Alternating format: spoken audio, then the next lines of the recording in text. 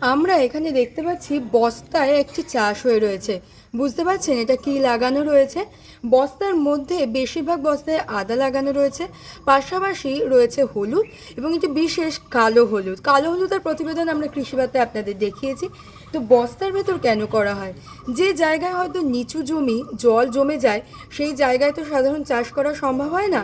সেক্ষেত্রে এই ধরনের বস্তায় যদি হলুদ আদা লাগানো হয়, তবে জল প্লাবিত হওয়ার আশঙ্কা কম থাকে। এছাড়াও যাদের অল্প জায়গা রয়েছে, ছাদে বা বাড়ির সামনে অল্প জায়গা রয়েছে, সেরকম জায়গায় অনায়াসে এই বস্তায় কিন্তু হলুদ আদা চাষ করা যায়।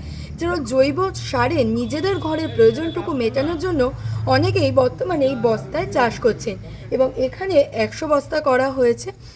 এই 100 বস্তা করা হয়েছে কারণ এখান থেকে কৃষকরা সহজে এসে দেখতে পারবেন, প্রযুক্তি জানতে পারবেন এবং তারপরে তারা কিন্তু সহজে নিজেদের কাজে সঠিকভাবে ব্যবহার করতে পারবেন এই বস্তায় চাষ।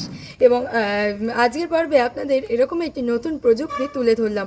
আরও বিভিন্ন নতুন প্রযুক্তি জানতে অবশ্যই নজর রাখুন কৃষি বার্তায়।